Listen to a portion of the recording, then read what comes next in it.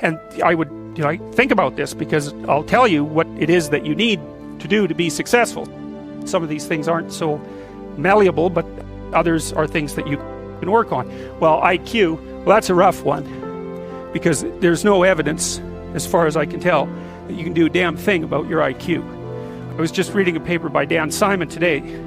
It's a relatively recent review. Dan Simon did the Invisible Gorilla stuff, and he was looking, because there's all these companies that claim that these online brain training exercises can produce cognitive improvements, and he reviewed the literature again. And I've reviewed that literature like 6 times in the last 15 years, because I keep hoping that someone will crack the problem, but it's always the same answer. It's like, you do brain training games, you get better at the game, a lot better at that game.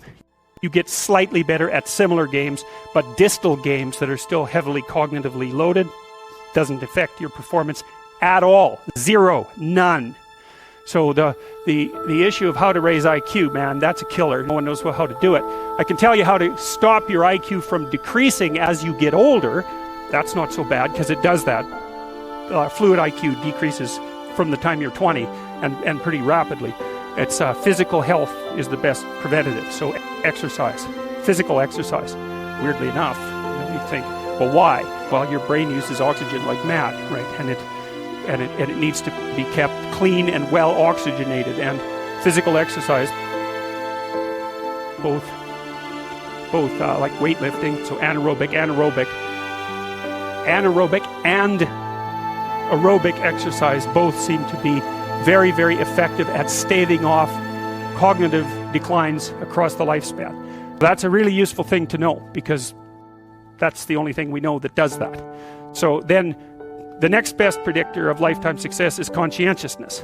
Well, so, and of the 2 aspects of conscientiousness, say orderliness and industriousness, the better predictor is industriousness. So the question is, well, what can you do about your industriousness? And the answer to that is, well, that's kind of rough too, because there's a strong genetic component.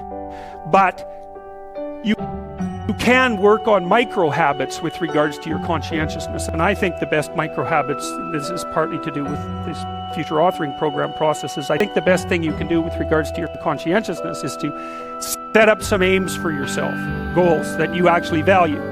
And the future authoring program helps people do that.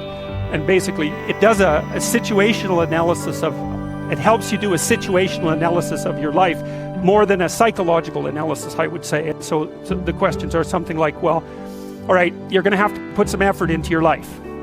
And you need to be motivated to do that. And so what are the potential sources of motivation? Well, you could think about them in the big 5 manner. If you're extroverted, you want friends. If you're agreeable, you want an intimate relationship. If you're disagreeable, you want to win competitions. If you're open, you want to engage in creative activity. If you're high neuroticism, you want security. Okay, so those are all sources of potential motivation that you could draw on, that you could tailor to your own, your own personality. But then there are dimensions that you want to consider your life across. And so we ask people about, well, if you could have your life the way you wanted it in 3 to 5 years, if you were taking care of yourself properly, what would you want from your friendships? What would you want from your intimate relationship? How would you like to structure your family? What do you want for your career? Well, how are you going to use your time outside of your job? And how are you going to regulate your mental and physical health, and maybe also your drug and alcohol use, because that's a good place to auger down, because alcoholism, for example, wipes out 5 to 10% of people. So you want to keep that under control. And then so maybe you develop a vision of what you would like your life to be, and that associates the goal. Well, once the goal is established, and then you break down the goal into microprocesses that you can implement. The microprocesses become rewarding in proportion in relation to their causal association with the goal, and that tangles in your incentive reward system. We talked about the dopaminergic incentive reward system, and that's the thing that keeps you moving forward. And the way it works is that it works better if it produces positive emotion when it can see you moving towards a valued goal. Okay, well, what's the implication of that? Better have a valued goal, because otherwise you can't get any positive motivation working out. And so the more valuable the goal, in principle, the more the microprocesses associated with that goal start to take on a positive charge. And so what that means is, well, you get up in the morning and you're excited about the day, you're ready to go. And so as far as I can tell, what you do is you specify your long-term ideal. Maybe you also specify a place you want to stay the hell away from, so that you're terrified to fail as well as excited about succeeding, because that's also useful. You specify your goal. You do that in some sense as a unique individual. You want to specify goals that make you say, oh, if that could happen as a consequence of my efforts, it would clearly be worthwhile. Because the question always is, why do something? Because doing nothing is easy. You just sit there and you don't do anything. That's real easy. The question is, why would you ever do anything? And the answer to that has to be because you've determined by some means that it's worthwhile. And then the next question might be, well, where should you look for worthwhile things? And one would be, well, you could consult your own temperament. And the other would be, well, you kind of look at what it is that people accrue that's valuable across the lifespan.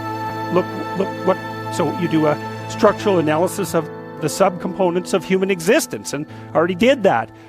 You need a family, you need friends. Like, you don't need to have all these things, but you better have most of them. Family, friends, career, educational goals, plans for, time outside of work, attention to your mental and physical health, etc. That's what life is about. And if you don't have any of those things, well, then all you've got left is misery and suffering. So that's a bad deal for you. So once you set up that goal structure, let's say, and that's really in many ways that's what you should be doing at university. That's exactly what you should be doing, is trying to figure out who it is that you're trying to be, right? And you aim at that, and then you use everything you learn as a means of building that person that you want to be. And I really mean want to be. I don't mean should be. Even those things are going to overlap. And it's important to distinguish between those, because that's partly, and this is back down to the micro-routine analysis. So if I was saying, well, you're going to try to make yourself more industrious. Okay, number one, specify your damn goals, because how are you going to hit something if you don't know what it is? That isn't going to happen. And often people won't specify their goals too, because they don't like to specify conditions for failure. So if you keep yourself all vague and foggy, which is real easy, because that's just a matter of not doing as well, then you don't know when you fail. And people might say, well, I really don't want to know when I fail because that's painful. So I'll keep myself blind about when I fail. That's fine, except you'll fail all the time then. You just won't know it until you've failed so badly that you're done. And that can easily happen by the time you're 40. So I would recommend that you don't let that happen. So that's willful blindness, right? You could have known, but you chose not to. Okay, so once you get your goal structure set up, you think, okay, if I could have this life, looks like that might be worth living, despite the fact that it's going to be, anxiety-provoking and threatening, and there's going to be some suffering and loss involved in all of that. Obviously, the goal is to have a vision for your life such that, all things considered, that justifies your effort. Okay, so then what do you do?